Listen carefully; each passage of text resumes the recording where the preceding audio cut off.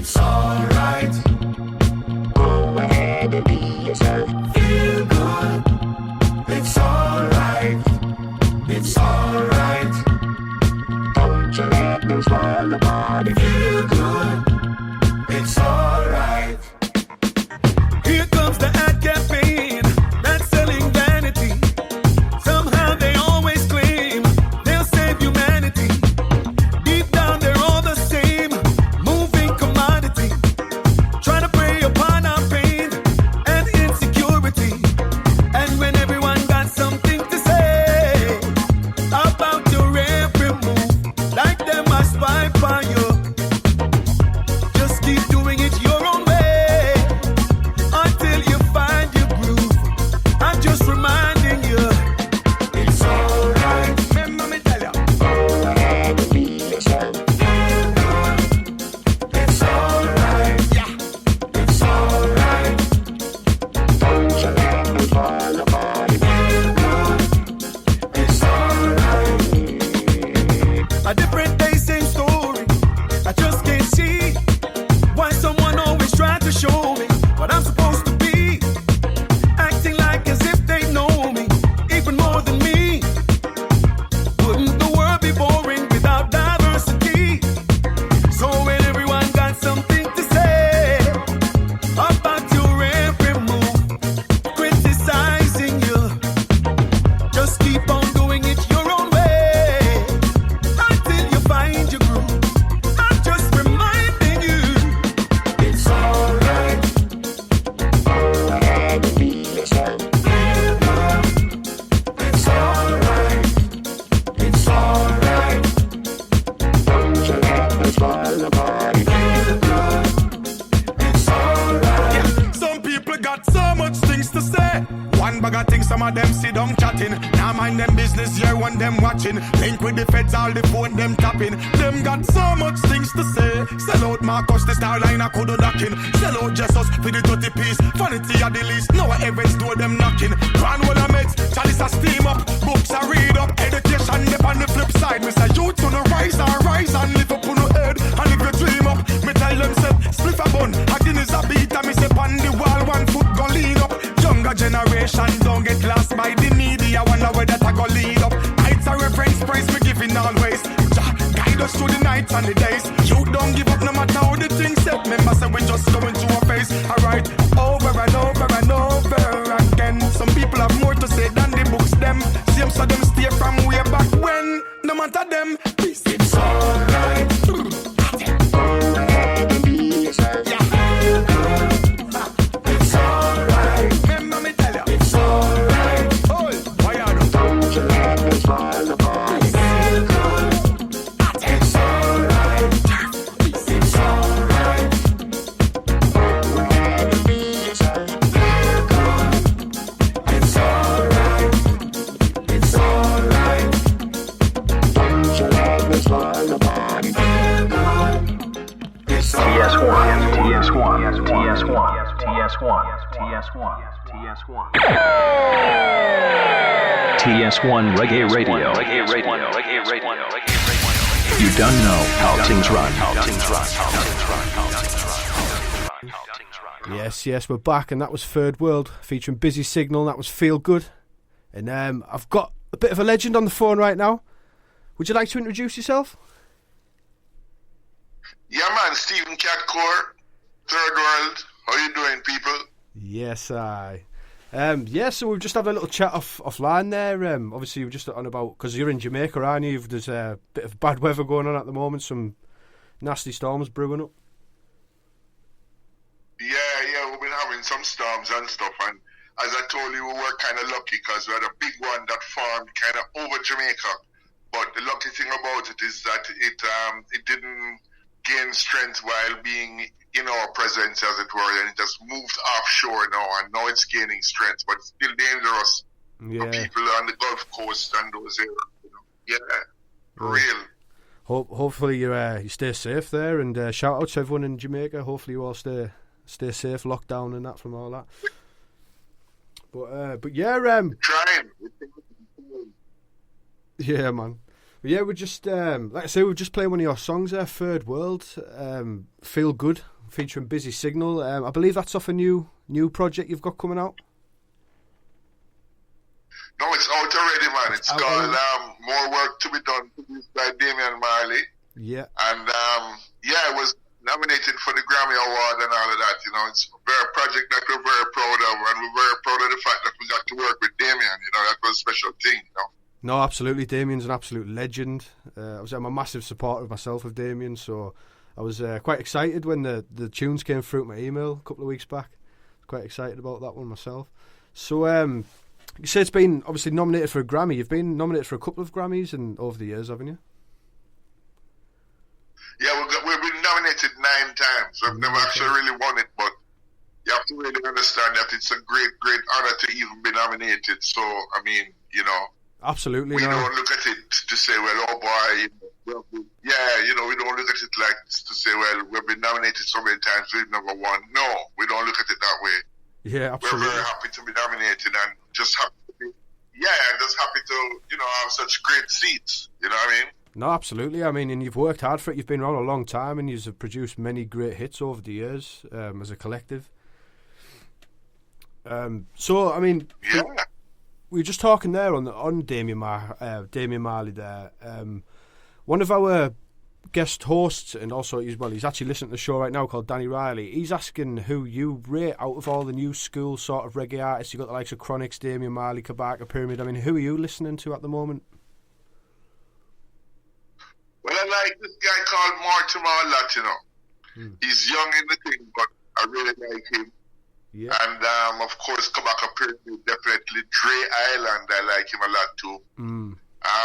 You know, Damon and Chronix are more like, you know, they're more like established artists. Big established artists. But, like, you know, Mortimer and, as I said, Kabaka Pyramid, you know, and Dre Island, they're a little bit less well known, and they really have good formats, and they really have tremendous material. So I kind of really am into them. But I'm into anything really. I mean, once I hear something and it sounds good, I go for it, you know, and I embrace it. So yeah, absolutely. I'm not sure I hear too many. I'm not sure I hear a lot of females that are really, you know, that I really can say I really love. I love Janine. Yeah. You know, and I like her new stuff that she's been doing and stuff. And there are some other ones who are. Itana is great, but she's been around. But I think. You know, I don't hear as many young female artists as I do male artists that play the kind of format that I really love. Because I'm not really big on the female dancehall thing, you know. There's only a couple of them who really are inspiring. The rest of them are just, you know, going through the motions. Really. Yeah, absolutely. No, I get that. Obviously, you're built from the roots, and you're the reggae roots. Bob Marley. Talking of which, you've been on a couple of impressive lineups quite early on there, haven't you? You've supported the likes of Bob Marley and the Wailers, and also Jackson 5 as well, I believe. So what was that like? Yes, yeah, man. Well, that was very early in our career. I mean, when the Jackson 5 came to Jamaica, the band had only been together for maybe, I would say, maybe I think they came in December. We had our first show in August. Yeah. And so we would have been very young in the game at that time, but we were very good, and we were very, very dedicated to what we were doing. You know, we did plenty of work. Yeah, we did plenty work in the engine room. You know, we did plenty work behind the scenes. Yeah. And that's what really propelled us to the point where we could open for the Jackson 5 and Bob Marley Stadium. Yeah. It was a special time for us, and you know, it was a launching pad for us, and after that we spent a little time getting vibrational things happening as to where we're going to go, what we're going to do. Yeah, perfect. And we eventually ended up in London. Yeah, we ended up in London, you know. Yeah. And we ended up on a brethren's apartment floor in London, in Camden Town. Oh yeah. And we did a lot of, you know, more rehearsal, more tweaking the thing, and we got some gigs. Like we got a gig at the Narike, and then we got a gig in Dingwalls in Camden Town, and then we got one at Gillies in the West End, and that's where Chris Blackwell saw us. And then after that, things started to happen for us, and we got signed, and and we did our first record, Shatta Masagana, and those songs, and it's a good road to remember, and Absolutely. yeah. Sick. I mean, you've always got to remember how it started, where you came from and stuff, which brings me on to another question, actually. Another one of our listeners, Jess, she was asking, in your early days, before you really took off, what was your most memorable gig? Is there any that really still stands out to you now? Well, I think the Jackson 5 show would definitely be one. I mean, we weren't that recognized really then. People just knew that we were a talented band from Jamaica. The Jamaicans knew us, but nobody around the world knew us. Yeah. So, I mean, I think that would definitely stand out as a great one for me. Plus, also, we had a chance to back up Burning Spear. Actually play for Burning Spear. Sick. That opened for him now to be his backing band, which was really something special. Sick. And we have all those experiences playing with Inner Circle, because I was in Inner Circle before I started Third World, and I had a chance to play with Toots and the Maters, Alton Ellis, Bob Marley and the Wailers, because in those days none of those guys had bands. That's the pioneers, right? So there. Inner Circle was a band. Okay. Yeah, so it was really, it's been a special road for me, and I'm very, very blessed, brethren. Very blessed. Yeah, I mean, absolutely. I mean, you should be. It's a great story to have there. I mean, obviously you're a very talented guy, though. It's not something that's just happened by luck. I mean, you play a number of instruments. You also do vocals and stuff. I mean, so what's your favourite instrument? I know you like the guitar, don't you? Is that your main? Is that the main one you pick up, or do you prefer more the cello? Yeah, man, that's the main one. That's the main one. But I mean, I'm still playing the cello as much as I can. Yeah. Yeah, and I like to play around with the harmonica and stuff like that a little bit, but not so much anymore, Yeah. Yeah.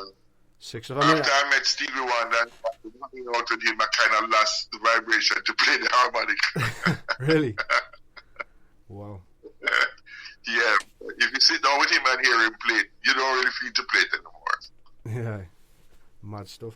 So what's lockdown been like for you then? Have you been getting productive? I see obviously you've dropped your album, but have you been doing much out else during lockdown? Well, not very much studio work, because people are very apprehensive about the whole studio thing right now. So yeah, if it's not like a very limited, like I have one brethren that I might go by him and do something in his studio. You know what I mean?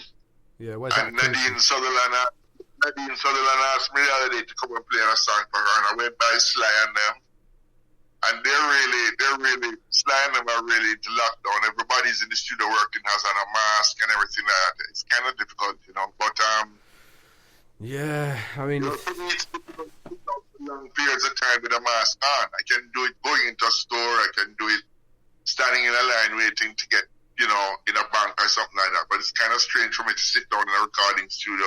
No, absolutely. With a mask on for 4 hours.